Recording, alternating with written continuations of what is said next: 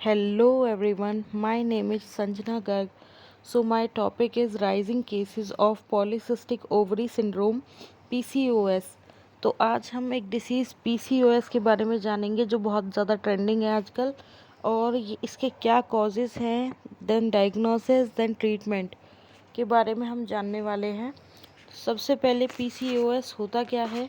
तो PCOS means polycystic ovary syndrome, ये एक हेट्रोजाइगस डिसऑर्डर होता है, या हम ऐसा भी बोल सकते हैं कि हमारी जो ओवरीज होती हैं उन ओवरीज के अंदर जो ग्राफियन फॉलिकल्स बनते हैं, मींस हमारे जो फॉलिकल्स हैं जब वो इमेच्योर रह जाते हैं तो वो सिस्ट में कन्वर्ट हो जाते हैं। तो ऐसी जो सिस्ट बनते हैं हमारी ओवरीज के अंदर इमेच्योर फॉलिकल्स से, तो इससे हमें क्या होता है, पॉलीसिस्टिक ओवरी डिसीज़ होती है। और जब ये डिसीज़ कुछ और साइन और सिम्टम्स के साथ हमारी बॉडी में दिखाई देती है तो हम इसको PCOS के नाम से जानते हैं, पॉलीसिस्टिक ओवरी सिंड्रोम। या इसके अलावा जब हमारी ओवरी ठीक से फंक्शन नहीं करती है तो तभी भी हम इस बीमारी का शिकार होते हैं। और इसकी वजह से कौन कौन सी चीज़ें होती हैं, जैसे हमारे फेस पे एक्ने आना, हेयर्स आना, या फिर फर्टिलिटी का रिमूव होना। तो ये इसके कुछ सिम्टम्स हैं। फिर अगर इसको इंट्रोड्यूस किया जाए, it is the most common endocrine disorder जो मोस्टली वुमेंस की रिप्रोडक्टिव एज के मेनार्कियल पीरियड और मेन्यूपॉजल पीरियड में देखने के लिए हमें मिलती है। और डिफरेंट टाइप की रेसेस में ये डिफरेंट परसेंटेज में देखने के लिए मिली है अभी तक। लाइक USA की अगर बात करें तो वहाँ पर 4 से 12% जो फीमेल्स हैं वो अपनी रिप्रोडक्टिव एज में PCOS को फेस करती हैं। यूरोपियन स्टडीज़ में 6.5 से 8%, नॉर्दर्न नाइजीरिया में 12.2%, साउदर्न नाइजीरिया में 27.6%। अच्छा, कौन सी फीमेल्स हैं जो मोस्टली इस बीमारी को फेस करती हैं? तो प्री मेन्यूपॉजल वुमेंस और प्री मेनार्कियल वुमेंस दोनों। प्री मेनार्कियल वुमेंस कौन सी हो गई, या हम सिंपली कह सकते हैं कि 20-30 की एज और 40-50 की एज। तो इन एजेस में जो फीमेल्स होती हैं वो PCOS की शिकार होती हैं। इसके अलावा इसके साथ और भी बहुत सारी क्लिनिकल, सोशल और साइकोलॉजिकल प्रॉब्लम्स भी जुड़ी हुई होती है। अगर हमें PCOS से फ्री रहना है, हम ये चाहते हैं कि लाइफ टाइम में कभी ये बीमारी हमको ना हो, तो हमें क्या करना चाहिए, अपने बॉडी वेट मैनेजमेंट के ऊपर काम करना चाहिए, इंसुलिन लेवल्स को चेक करते रहना चाहिए, अपनी फर्टिलिटी को रीस्टोर करना चाहिए, ये इंश्योर करना चाहिए कि जो मेंस्ट्रुअल साइकिल है वो हमारी रेगुलर है या नहीं, या अगर हमारी बॉडी में कहीं फेशियल हेयर्स वगैरह दिखाई दे रहे हैं तो उन फेशियल हेयर्स को रिमूव किया जा सकता है, एक्नेस को रिमूव किया जा सकता है। तो ये सारी चीज़ों को रिमूव आउट करके अगर कोई फीमेल PCOD का शिकार हो भी गई है तो वो PCOD को क्योर कर सकती है। आगे हम चलते हैं, ये देखते हैं कि हमारी जो मेंस्ट्रुअल साइकिल है उसकी साइकोलॉजी है क्या। तो इसमें सबसे पहले हमारे पास हमारे ब्रेन के अंदर एक ग्लैंड होती है, हाइपोथैलेमस ग्लैंड, जो GnRH को रिलीज़ करती है, गोनेडोट्रोपिन रिलीजिंग हार्मोन को सीक्रेट करने का काम करती है। ये हार्मोन एंटीरियर पिट्यूटरी को स्टिमुलेट करता है, और ये एंटीरियर पिट्यूटरी 2 टाइप के हार्मोन्स को सीक्रेट करती है, एक LH जिसको हम ल्यूटेनाइजिंग हार्मोन के नाम से जानते हैं, एक FSH जिसको हम फॉलिकल स्टिमुलेटिंग हार्मोन के नाम से जानते हैं। LH का काम होता है एस्ट्रोजन के सीक्रेशन के को इंश्योर करना, FSH का काम होता है प्रोजेस्टेरोन के सीक्रेशन को इंश्योर करना। तो जब ये दोनों हार्मोन कॉम्बिनेशन में वर्क करते हैं तो उस तरह से हमारी जो मेंस्ट्रुअल साइकिल है वो अकर होती है। यहाँ पर दिखाई हुई है मेंस्ट्रुएशन की फिजियोलॉजी, कि किस तरह से 28 डेज़ के अंदर जो हमारी साइकिल है वो किस तरह से किन किन दिनों में कैसे कौन सा हार्मोन वर्क करता है। तो ये चीज़ यहाँ पे दिखाई हुई है। फिर आगे हम चलते हैं, तो अब ये फंक्शन कैसे करती है। तो ये जो हमारा हाइपोथैलेमस है ये हमारी पिट्यूटरी को एक्टिवेट करता है, GnRH हार्मोन की मदद से। तो इसमें क्या होगा कि हमारे पास कभी कभी ऐसी कंडीशन आ जाती है कि हमारे ब्लड के अंदर जब एंड्रोजन की मात्रा बढ़ जाती है, तो एंड्रोजन बढ़ने की वजह से जो मेल हार्मोन होता है टेस्टोस्टेरोन, इसका लेवल हमारे बॉडी के अंदर ब्लड के अंदर बढ़ जाता है। तो जब ये इसका लेवल इंक्रीज होता है तो ये किसके ऊपर अटैक करता है? सीधा पैनक्रियास से इंसुलिन के सिक्रेशन पे ये अटैक करता है। और इंसुलिन ग्लूकोज को रजिस्ट करती है एनर्जी फॉर्म करने के लिए। तो उससे क्या होता है कि जब ग्लूकोज को एनर्जी फॉर्म करने के लिए ये रजिस्ट कर रही है, तो ये सीधा हमारे अटैक करेगी ओवरीज के ऊपर। इंसुलिन रेजिस्टेंस ओवरीज के ऊपर। ओवरी में स्पेशल टाइप की एक सेल्स होती है जिनको हम थीका सेल कहते हैं।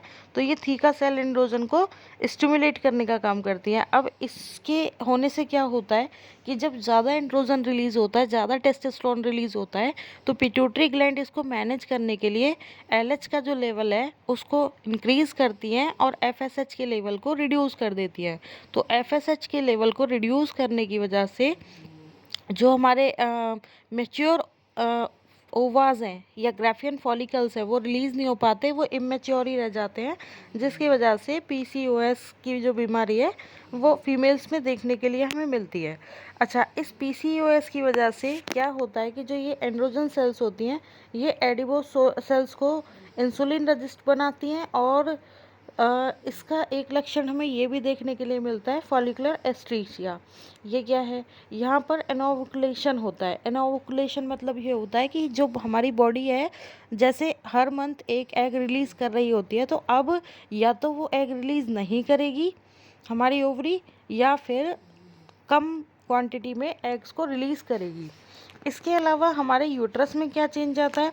हमारे जो यूट्रस की वॉल होती है, हमारी यूट्रस 3 टाइप की वॉल्स से मिलके बना हुआ होता है। उसी में से सबसे इनर वॉल जो होती है इसको एंडोमेट्रियम कहते हैं।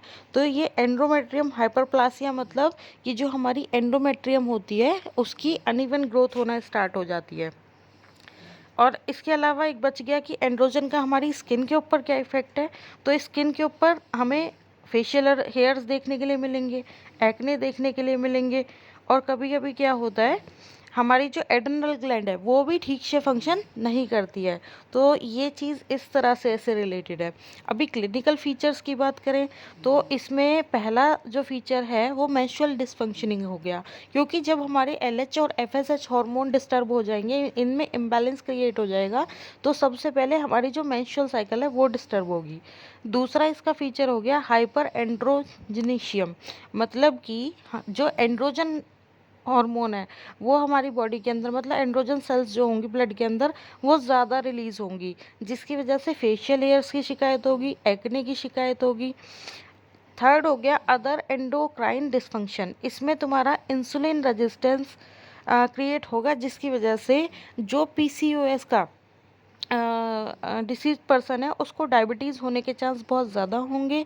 प्लस अगर वो ओबीज है तो और भी ज़्यादा चांस होंगे कि वो पीसीओडी का शिकार हो सकती है वो फीमेल।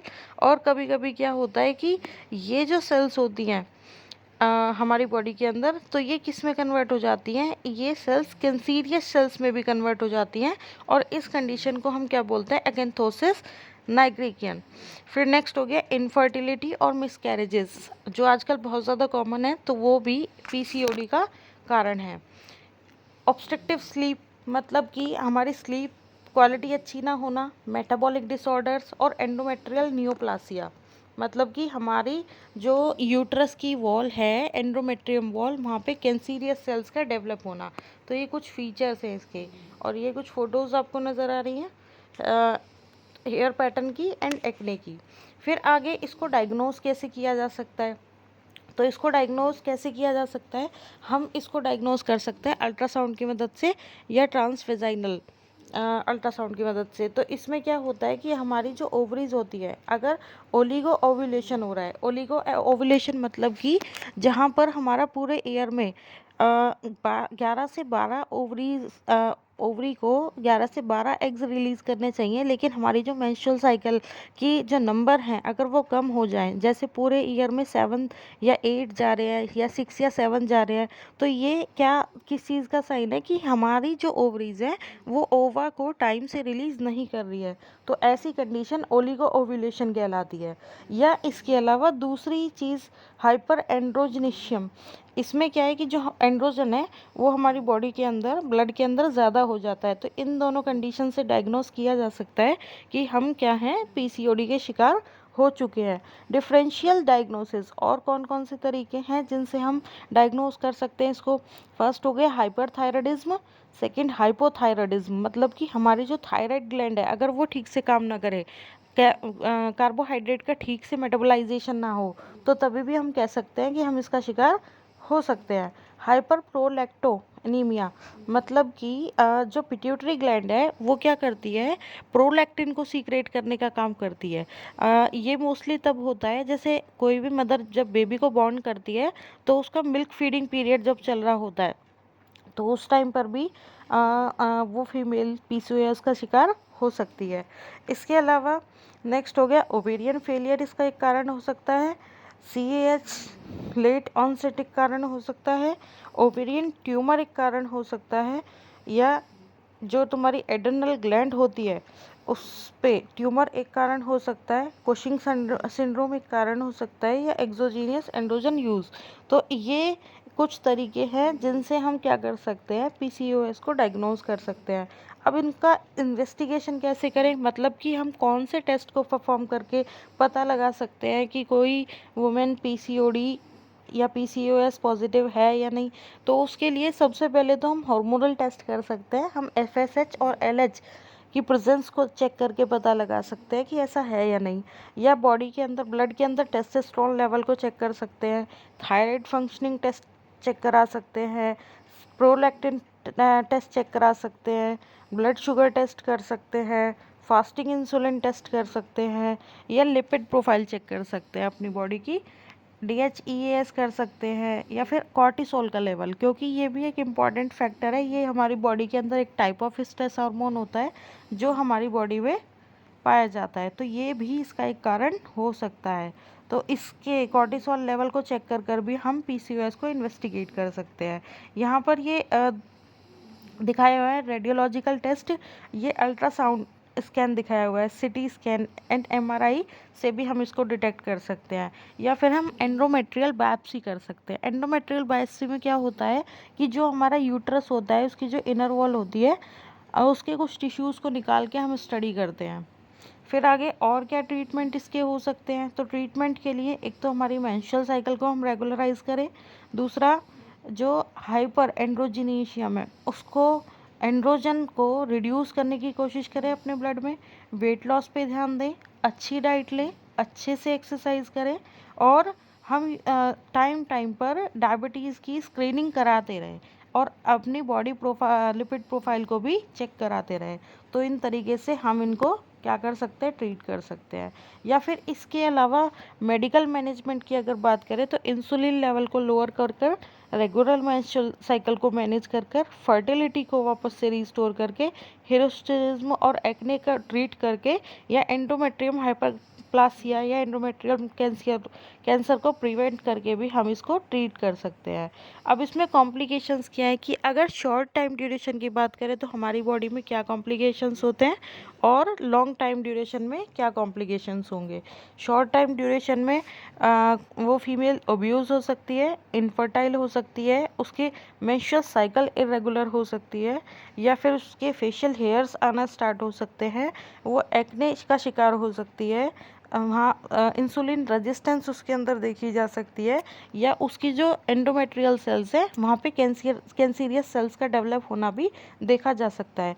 और लॉन्ग टर्म इफ़ेक्ट की अगर हम बात करें तो वो फीमेल को इन फ्यूचर डायबिटीज़ की प्रॉब्लम हो सकती है, एंडोमेट्रियल कैंसर का चांस हो सकता है, या उसको हाइपरटेंशन, मतलब कि उसका बीपी हाई रह सकता है, कार्डियोवास्कुलर डिसीज़ हो सकती है, वो फीमेल डिप्रेस्ड हो सकती है, उसका स्लीपिंग पैटर्न चेंज हो सकता है, या ओवरऑल उसकी लाइफ की जो हेल्थ रिलेटेड क्वालिटी है वो ख़राब हो सकती है।